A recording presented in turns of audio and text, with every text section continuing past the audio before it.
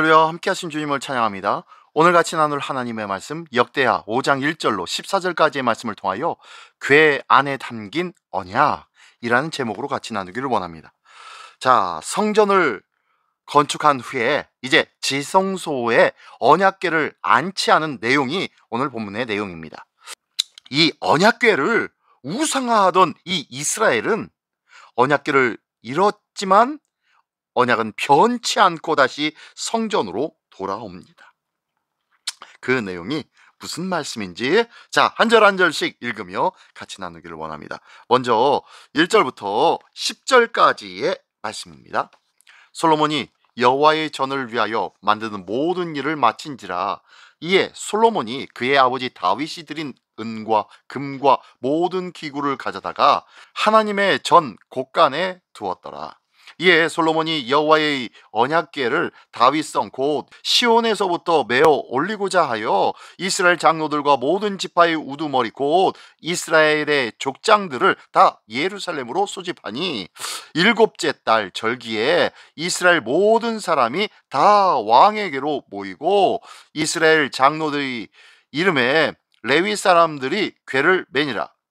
궤와 회막과 장막 안에 모든 거룩한 기구를 메고 올라가되 레위인 제사장들이 그것들을 메고 올라가매 솔로몬 왕과 그 앞에 모인 모든 이스라엘 회중이 궤 앞에서 양과 소로 제사를 드렸으니 그 수가 많아 기록할 수도 없고 셀 수도 없었더라.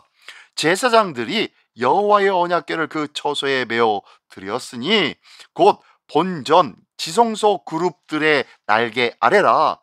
그룹들이 궤 처소 위에서 날개를 펴서 궤와 그 채를 덮었는데 그 채가 길어서 궤에서 나오므로 그 끝이 본전 앞에서 보이나 밖에서는 보이지 아니하며 그 궤가 오늘까지 그곳에 있으며 궤 안에는 두 돌판 외에 아무것도 없으니 이것은 이스라엘 자손이 애굽에서 나온 후 여호와께서 그들과 언약을 세우실 때에 모세가 호렙에서 그 안에 넣은 것이더라.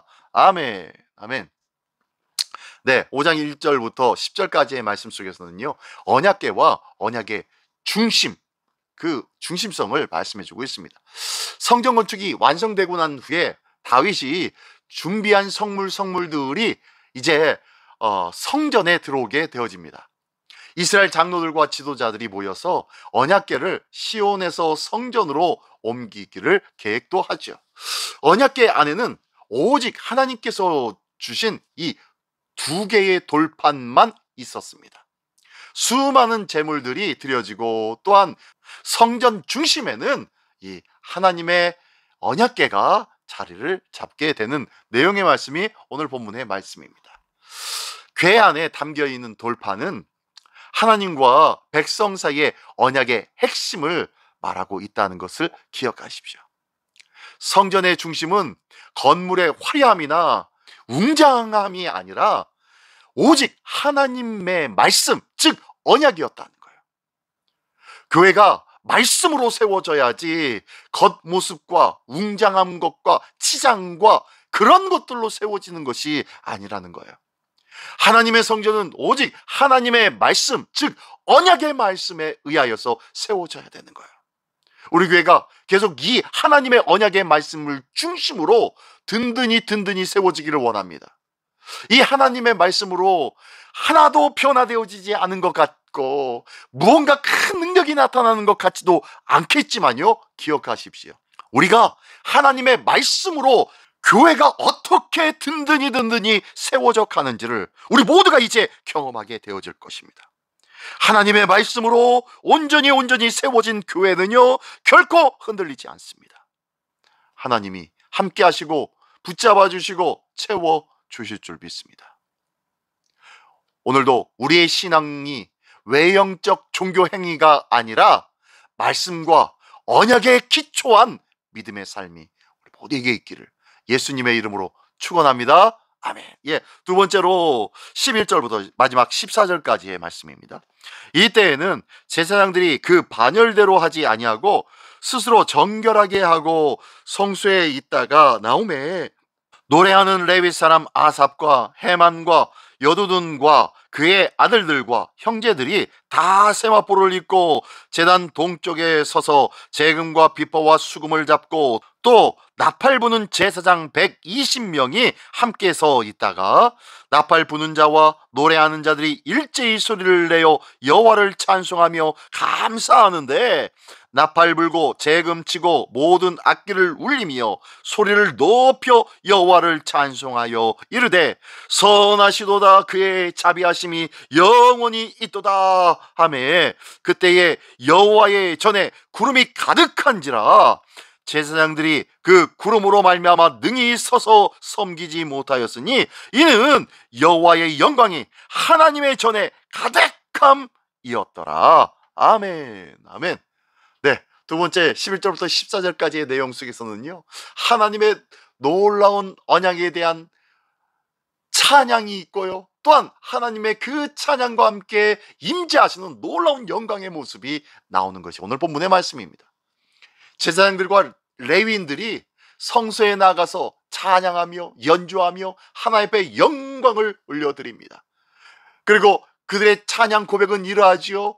여호와는 선하시니 그 인자하심이 영원함이로다 라고 하며 찬양하기 시작합니다. 그랬더니 그 찬양 소리와 함께 그 순간 성전에 하나님의 영광이 구름으로 가득하게 되었다 라고 말씀합니다. 제사장들은 감히 서서 그 일들을 감당하지 못할 정도로 하나님의 영광의 구름이 가득하게 되었다라고 말씀하고 있는 거예요. 기억하십시오. 하나님의 언약은 단순한 규범이 아닙니다. 이건 해, 이건 하지 마라 라는 이런 규범이 아니에요. 하나님의 언약은 하나님을 찬양하고 그분의 선하심을 경험하게 만든다는 것을 기억하십시오. 하나님의 약속의 말씀이 그렇다는 거예요.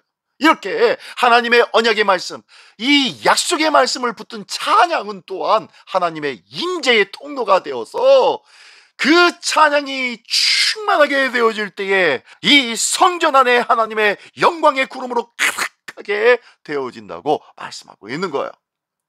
오늘도 우리 믿음의 성도들이 기쁨과 감사함으로 예배하기를 원합니다. 신령과 진리를 통하여서 하나님을 찾고 부르짖으며 예배하기를 원합니다.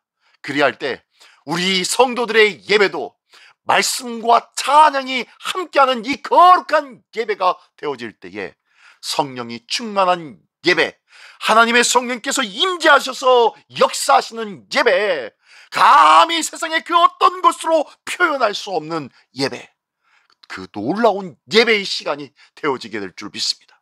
이 놀라운 예배를 경험하는 우리 모두가 되시기를 예수님의 이름으로 축원합니다. 그렇습니다.